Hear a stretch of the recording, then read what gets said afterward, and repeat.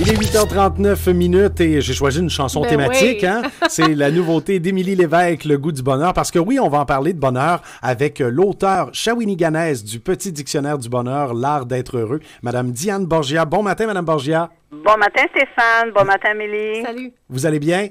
Oui, quelle belle introduction que cette belle chanson sur le bonheur. Ben oui, hein, pourquoi pas? On fait des liens, là, nous, ici.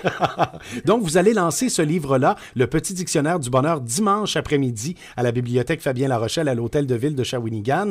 Donc, les gens seront invités à aller vous rencontrer lors de ce lancement-là. Oui, la population est invitée à ce lancement, en fait, à 13h30, comme vous l'avez bien dit, à la bibliothèque de Shawinigan. Très bien. Donc, parlons-en de ce petit dictionnaire du bonheur parce que c'est une thématique qui est vraiment populaire ces temps-ci. C'est dans l'air, là, parler du bonheur et tout ça. Donc, vous avez voulu vous pencher sur cette question-là? Oui, pour moi, c'est pas nouveau que de parler de bonheur. En fait, là, ça fait plus de 25 ans que je travaille auprès des gens en psychothérapie pour les aider à développer leur capacité de bonheur.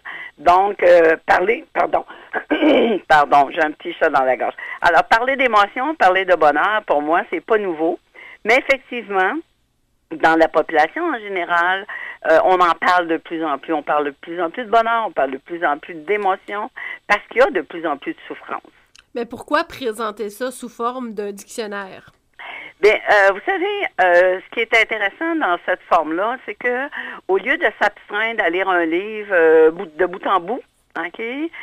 Plusieurs personnes me demandaient qu'est-ce que veut dire tel thème?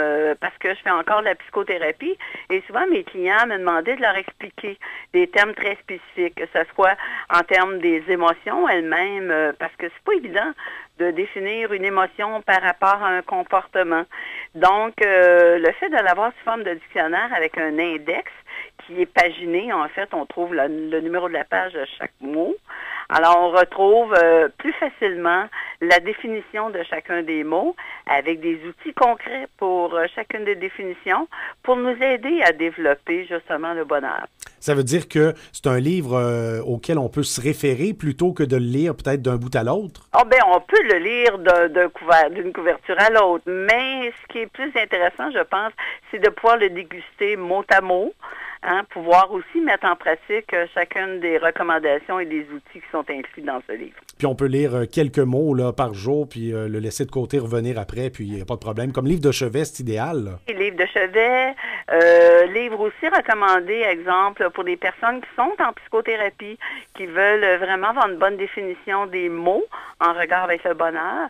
Pour discussion, tout simplement, dans le couple. Vous savez, souvent, on discute dans un couple que veut dire un terme, on n'est pas trop sûr. Donc, je pense que c'est une bonne base de discussion aussi au niveau des couples, des familles.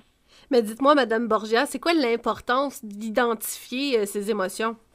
Bien, c'est important de les identifier parce que être en mesure d'identifier nos émotions nous amène, dans un deuxième temps, à être capable de les gérer. Et bien gérer les émotions, c'est ce qui nous amène au premier niveau de bonheur. Premier niveau, il y a plusieurs niveaux au bonheur? En fait, j'ai découvert avec le temps qu'il y a 2 niveaux de bonheur. Il y a un premier niveau de bonheur qui consiste dans le fait de vivre des émotions, donc de ressentir, de se sentir bien heureux grâce à la présence des émotions agréables et à l'absence, le plus souvent possible, d'émotions désagréables. Et ça, c'est possible d'atteindre ce premier niveau-là lorsqu'on apprend à développer, à mettre en pratique dans sa vie des outils de gestion des émotions. D'ailleurs, qui sont très bien décrits dans le petit dictionnaire. Est-ce que ça veut dire que le premier niveau de bonheur, c'est peut-être de savoir profiter des petits bonheurs qu'on a dans la vie?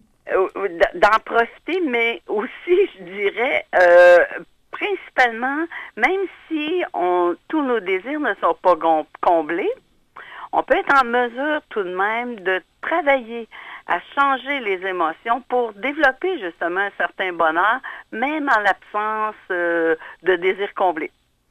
Donc, ce que vous dites, c'est qu'on n'a pas à avoir tout réglé pour être heureux, là.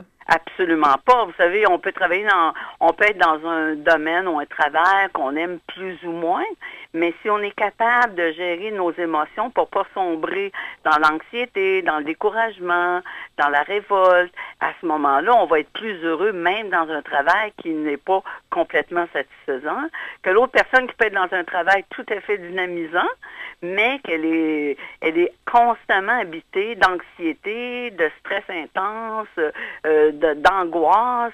À ce moment-là, avoir un travail qu'elle aime, mais habitée d'émotions désagréables, elle va être plus malheureuse que la première.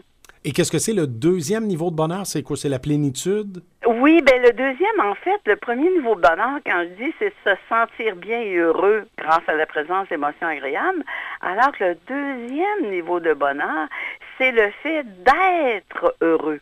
Donc, c'est beaucoup plus profond que celui de se sentir heureux. C'est, comme vous l'avez mentionné, Stéphane, un état de bien-être, une aisance de vivre, du fait d'être branché directement sur les sentiments, sur sa nature profonde. Ah, ce serait ça la différence entre les deux niveaux là, de bonheur. Absolument. Donc, un, on parle d'émotion, et le deuxième niveau de bonheur, on va parler de sentiments, parce que je fais une distinction entre les sentiments et les émotions. Et selon cette logique-là, il faudrait passer par le premier niveau pour atteindre le deuxième. Absolument, Stéphane, vous avez raison. Bon, ça veut dire que je suis proche du bonheur, moi, là. Et ben, j'en doute pas, parce que en fait, vous savez, la joie de vivre est là. Il y a vraiment, quand on arrive au deuxième niveau de bonheur, on arrive à des émotions de paix profonde, de sérénité. Le sentiment, vous savez, la plénitude. Est-ce que vous savez ce que ça veut dire? J'ai utilisé ce mot-là il y a quelques secondes, puis je pourrais pas vous le définir, hein? La plénitude qui veut dire une sensation d'être entier. La sensation d'être entièrement comblé. Donc, ceci est en lien avec le deuxième niveau de bonheur. Mm-hmm. Ah, très bien. Bien, c'est intéressant. Alors, mais la question demeure entière. Oui. Est-ce qu'il faut absolument atteindre le bonheur pour être heureux? Ben, c'est sûr que bonheur, heureux va de pair. Hein. Être heureux veut dire vivre un certain degré de bonheur. Et évidemment, comme on l'a vu, il faut travailler à diminuer et les frustrations et la souffrance. Il y a des fois où les frustrations, on ne peut pas les éviter. À ce moment-là, il faut travailler sur les émotions pour être en mesure de vivre le plus agréablement possible, même les situations difficiles. Est-ce que vous pensez que le bonheur, dans le fond, c'est peut-être plus la quête du bonheur qui est valorisante ou satisfaisante que l'atteinte du bonheur comme tel? Vous savez, c'est fort répandu. Hein? Les gens courent après le bonheur. En fait, pourquoi? Parce que les gens qui sont en quête de bonheur croient que le bonheur va venir avec quelque chose en dehors d'eux-mêmes. Puis que ça va arriver tout à coup, puis qu'il va y avoir un changement drastique. Voilà.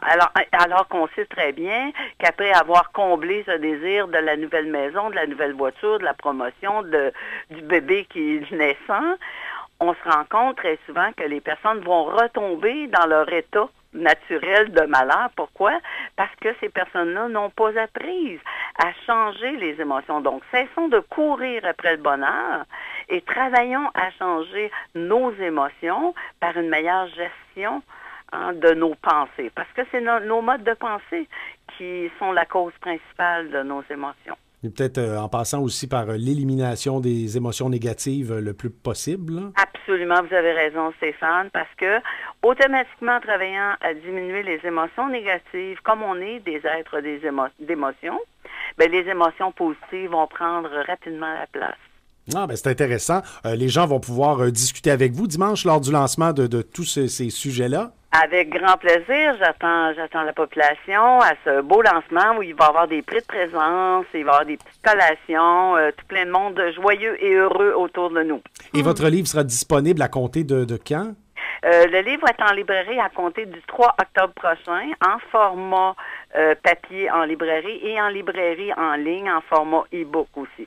Donc, les deux versions disponibles à compter du 3 octobre. C'est du 3 octobre prochain. Très bien. Ben, on vous remercie d'avoir pris le temps de nous parler ce matin, puis on vous souhaite un bon lancement dimanche. Merci beaucoup et beaucoup de bonheur, Amélie et Stéphane. Ben, à vous aussi. Bonne journée. Bonne journée. Merci, bye-bye. Madame Diane Borgia, donc l'auteur originaire de Shawinigan et qui pratique aussi dans la région, là, qui lance le Petit Dictionnaire du bonheur. On vous le rappelle, c'est à 13h30 dimanche après-midi à la bibliothèque Fabien-La Rochelle du côté de l'Hôtel de Ville de Shawinigan.